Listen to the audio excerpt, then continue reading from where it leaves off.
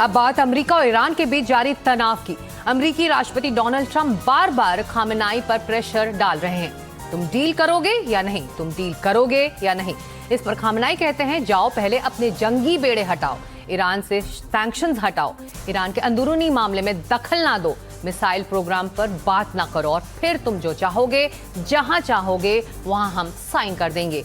लेकिन ये इतना आसान नहीं है। 2 बार की बात हो चुकी है, 3 दिन में तीसरी बार दोनों देशों के लीडर्स मिलेंगे। मगर इससे पहले ही कहा जा रहा है कि ट्रंप ने ईरान के लोगों के लिए मदद भेजनी शुरू कर दी है।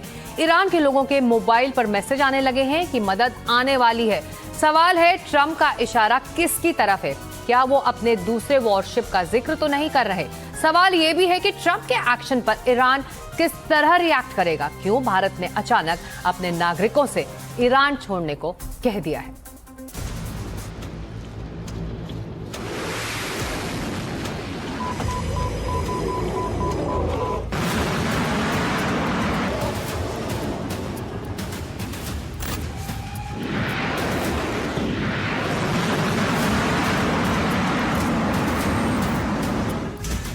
ट्रंप की टाइमलाइन में फंस गया ईरान।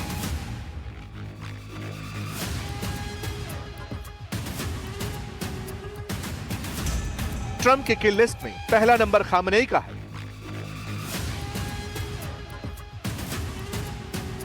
ट्रंप का डील वाला ब्लफ क्या पकड़ा गया? भारत ने नागरिकों से क्यों कहा ईरान तुरंत खाली करो?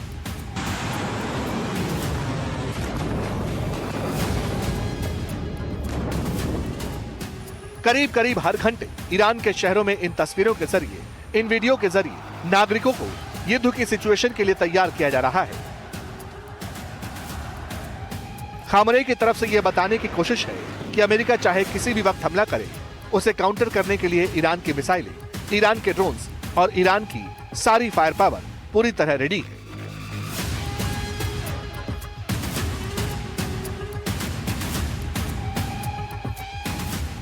छब्बीस तारीख को अमेरिका और ईरान के बीच एक बार फिर बातचीत की कोशिश होगी। कोशिश इसलिए क्योंकि ना तो ईरान अमेरिका की सुनता है और ना ही अमेरिका उसकी। यही वजह है कि ईरान एक बार फिर कह रहा है ट्रंप की लिमिटेड स्ट्राइक की धमकियों से डरने वाले नहीं है। इस धमकी का जवाब रीजनल वॉर हो सकता है।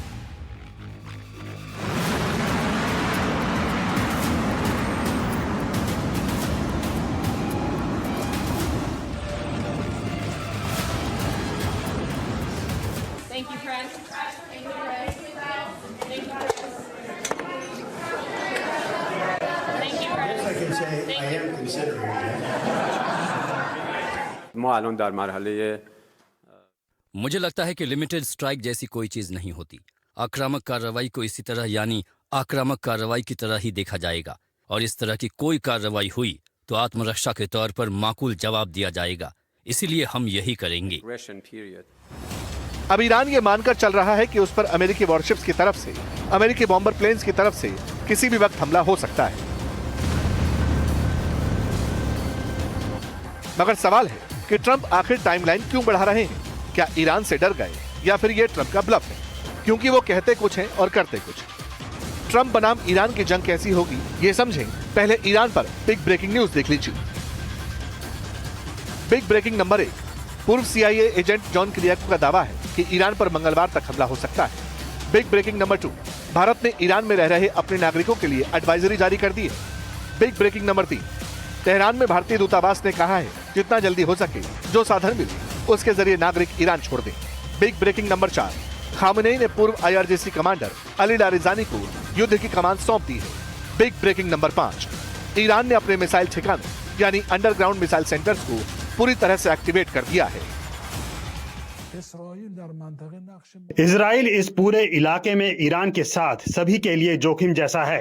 कतर, सऊदी अरब और तुर्की के लिए भी। इन देशों के नेता ये जानते हैं कि इजराइल का इन सभी के खिलाफ एक प्लान तैयार है।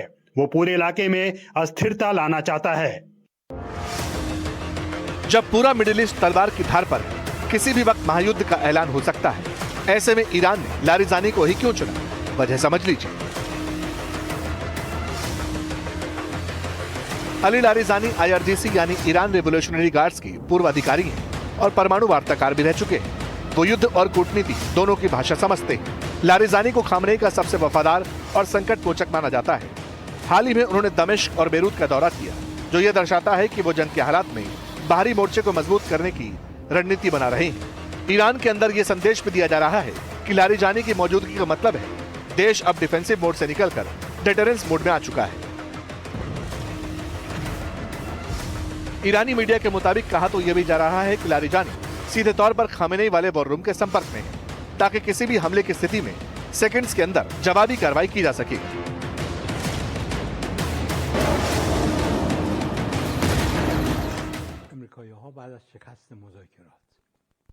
अंतर्राष्ट्रीय नियमों के मुताबिक ईरान अब इजरायल के न्यूक्लियर ठिकानों पर हमला करने का अधिकार रखता है। वॉशिंगटन और तेल अवीव दोनों को ये जान लेना चाहिए कि अगर उन्होंने डील नहीं होने की सूरत में ईरान पर हमला करने की कोशिश की तो तेहरान 10 मिनट से भी कम वक्त में जवाबी कार्रवाई करेगा।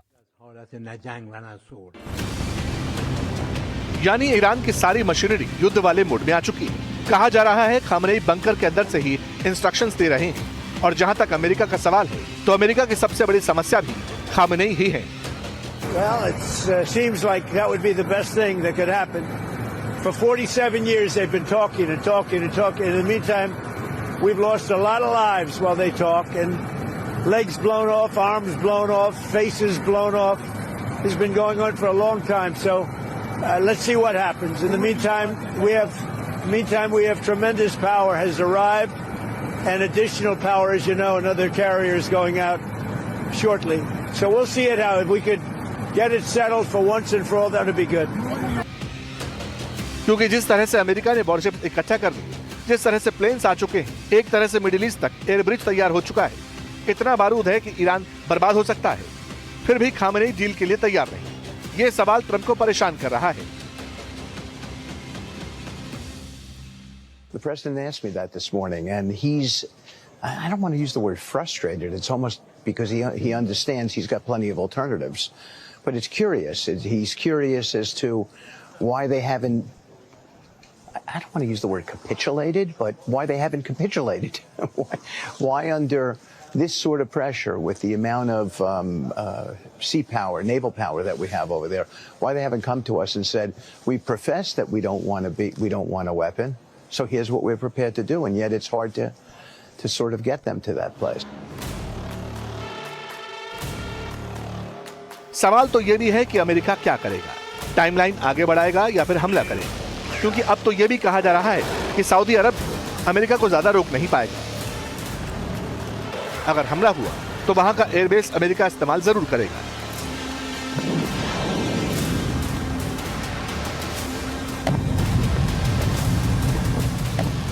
इजरायली मीडिया रिपोर्ट्स कहती हैं कि ईरान में सत्ता परिवर्तन के अमेरिका और इजरायल के विचार से कथित तौर पर सऊदी अरब भी सहमति रखता है, और यही विचार डोनाल्ड ट्रंप ने इन शब्दों के जरिए अपने सोशल मीडिया पर पोस्ट किया है।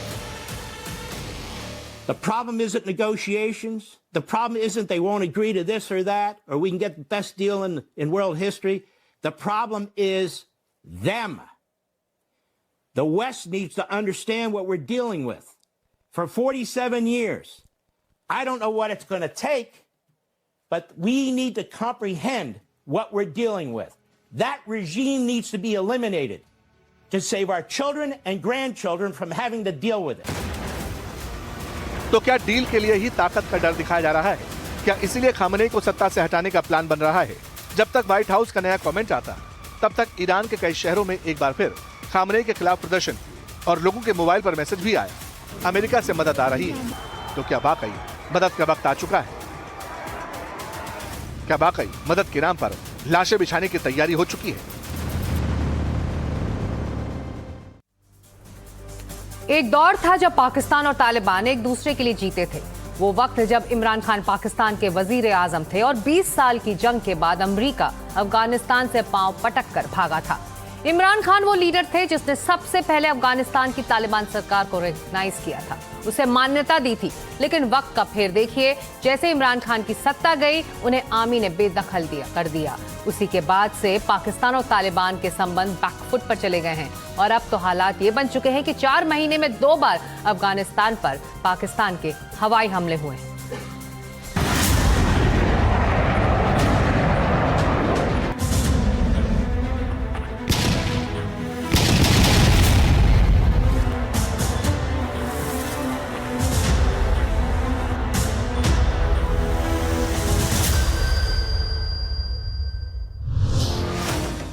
क्या पाकिस्तान ने अफगानिस्तान पर हमला करके बड़ी गलती कर दी है?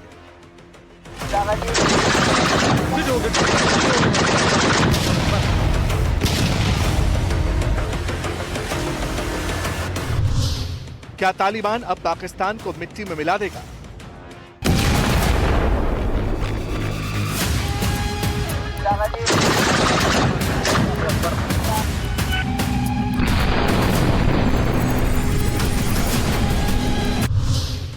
पाकिस्तानी हमले के बाद तालिबान युद्ध की तैयारी करने लगा है।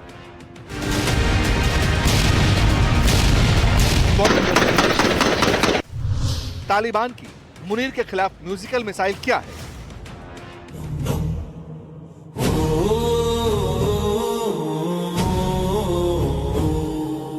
नमक हराम हो तुम, मुक्कार हो तुम, दुश्मन के वजीफा खार हो तुम।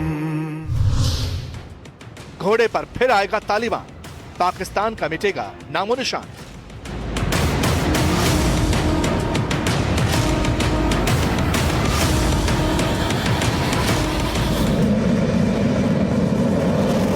ये धमाका, ये हमला,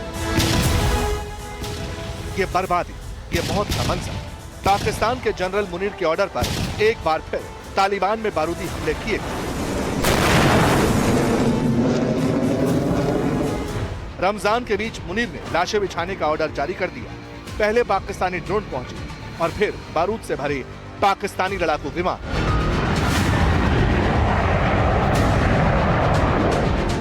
पाकिस्तान का हवाई हमला हुआ।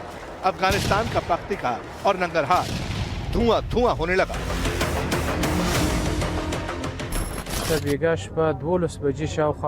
रात करीब 12 बजे एक भयानक हमला किया गया। बहसूद जिले के गिरदी गांव पर बम दागा गया। इस हमले में बच्चों और औरतों समेत 23 लोग मारे गए। कई शव अभी भी जमीन के नीचे दफन हैं। रेस्क्यू टीम लगातार ऑपरेशन को अंजाम दे रही है। कम से कम आधा दर्जन शव अभी मलबे के नीचे होंगे। रात 12 बजे एक ड्रोन इलाके का चक्कर लगा रहा था। इसके तुरंत बाद एक लड़ाकू विमान आया और बम गिरा दिया। इसके बाद परिवार के कुछ लोगों को जिंदा निकाला गया। दूसरे कमरे में एक पिता और उसके 6 बच्चे मारे गए। तीसरे कमरे में एक लड़का, एक महिला और 5 बच्चे लापता हैं। 4 महीने में दूसरी बार पाकिस्तान और तालिबान के बीच जंग जैसे हालात बने हैं। पाकिस्तान का बॉर्डर एक्टिव है, वहीं तालिबान के लड़ाके भी बॉर्डर पर जाने की तैयारियां कर रही हैं। लेकिन इस बार क्या होगा? क्या एक बार फिर तालिबान ने जंग की तैयारी कर ली है? क्या एक बार फिर पाकिस्तान तालिबान से डरकर सीज फायर की टेबल पर पहुंचेगा?